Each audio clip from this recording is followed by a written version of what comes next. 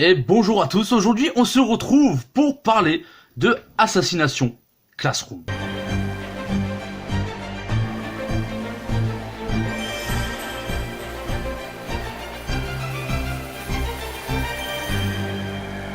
Alors tout d'abord j'ai quelque chose à vous dire pour ceux qui ne le savent pas. Quand je regarde un manga ou quand je lis un manga, que ce soit la version animée ou le manga papier, je préfère de loin la version papier parce que j'ai une imagination qui fuse et la version papier pour moi m'importe bien plus que l'animé, malgré que du coup on n'a pas les couleurs et ni les OST. Mais voilà, mon imagination est là pour travailler ceci. Enfin bref, du coup ce que j'ai à vous dire c'est que je vous ai montré le tome 1, mais c'est le seul tome que j'ai de celui-ci. Mais je vais vous en parler parce que du coup, par impatience et par manque d'argent, je me suis contraint à regarder l'animé d'Assassination Classroom parce que je ne pouvais plus attendre et parce que j'avais voilà, et attendre d'avoir du fric, du coup c'est compliqué, hein, tout dépend de comment ta vie tu la gères. Bref, l'animation, je l'ai fini et le manga, je pense que ça doit être pareil. Du coup, je pourrais pas parler du manga, mais je vous parlerai de l'animé que j'ai vu justement sur Netflix, les 2 saisons d'Assassination Classroom. C'est un manga qu'il faut vraiment que je vous parle dans le sens que ce manga est le tout premier véritablement en si peu d'épisodes à me faire lâcher une larme. Ah ouais, bah non mais attends, il faut le dire. On est des hommes, mais c'est pas voilà, j'ai lâché ma larme. Voilà, je suis arrivé à la fin, 24e épisode. Bah, le dernier c'est le 25 de la saison 2, mais moi je suis arrêté en 24 et saison 2. Bref, j'ai lâché ma larme. C'était quelque chose de ça m'a mis une claque dans la gueule, ce putain de manga. Alors parlons-en de ce manga, qu'est-ce qu'il en est? Eh bien, pour ceux qui ne le connaissent pas, qui n'ont vraiment rien entendu de celui-ci, voici mon avis et présentation. Et il contient une histoire des plus extravagantes, on va dire. Oui, parce qu'on se retrouve avec un personnage qui est à la limite d'être invincible.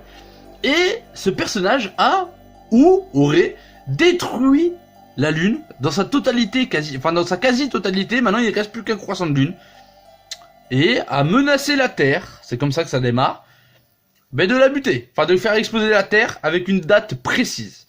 Et en attendant cette date, il veut devenir le professeur d'une classe, la classe E, dans un lycée, Kunigakura, ou je sais plus, parce que c'est vachement un long mot en japonais. Alors oui, j'apprends le japonais, mais là c'est trop, voilà, je me rappelle plus. Enfin bref, il veut se retrouver dans cette classe, on ne sait pas pourquoi, et faire l'éducation de ces troisièmes. Oui, dans cette classe de 3e E, ils veulent leur faire l'éducation, mais leur apprendre l'art de l'assassinat, et leur inculquer le fait d'assassiner, et il faut que les élèves tuent ce personnage. Alors bien sûr, c'est suivi par le gouvernement, bien sûr, tout est bien mis en place, parce que justement, le gouvernement, même les gouvernements mondiaux, personne n'arrive à le tuer parce que ce mec va à match x20. Du coup, c'est ultra rapide. Voilà, j'ai compris. Oui, parce que, moi, maths, bref. En gros, c'est Sonic. Il t'attrape, il te nique, quoi. Mais sans faire la blague, il est quasiment invincible et quasiment intouchable. Il faut utiliser des armes spéciales en plus pour le tuer. Des espèces de balles en caoutchouc qui sont inoffensives pour les humains. Et pour lui, ça le défonce. Enfin bref. Il se retrouve dans cette classe et nous fait découvrir une toute autre façon d'enseignement. Quelque chose que j'aurais adoré découvrir quand j'étais en 3e. C'est vraiment sympa. Alors, vous allez me dire, c'est un peu bizarre comme scénar, ça donne pas envie d'être regardé. C'est ce que j'ai pensé aussi au début. Mais après avoir lu ce tome 1, et comme j'ai pu le dire, par de l'impatience et par le manque d'argent, je pouvais pas tenir. Et j'ai regardé l'animé. Eh bien franchement, on est sur des... Alors attention, faut prendre ça, faut m'écouter jusqu'à la fin. C'est-à-dire que c'est un animé gaguesque qui rapporte beaucoup d'humour. Mais c'est de l'humour au final tellement bien placé, sans être lourd, et qui fait quand même mener et avancer le scénario. C'est-à-dire que même un épisode où tu penses qu'il est banal, ben non, il apporte quelque chose. Parce que parfois on va avoir des défauts de ce personnage, parce qu'il s'amuse à trouver, il cherche les défauts de ce personnage pour pouvoir le tuer justement. Et en fait dans des épisodes banals, il va avoir des défauts et qui pourront servir bien après. Après je vous le dis direct, si vous le regardez en animé c'est très rapide, seulement 2 saisons, c'est ultra rapide. Mais en tout cas ce professeur, alias Monsieur Koro Sensei, il est très attachant finalement. Et ce qui est bien, alors je dis bien et pas très bien, parce que pour ceux qui le savent, j'adore, enfin, moi j'ai l'impression de me répéter, mais tout le monde ne le sait pas forcément, hein, tout le monde ne me connaît pas forcément, enfin bref, j'adore quand on nous donne des backgrounds, c'est-à-dire les histoires des personnages secondaires. J'aime bien savoir leur passé, pourquoi ils en sont là, etc. Alors, je dis que c'est bien parce qu'on en a, mais pas suffisamment. Et vu que c'est fini, je peux pas dire ouais, on va en savoir plus. Voilà. C'est ce que je noterai de défaut tesque.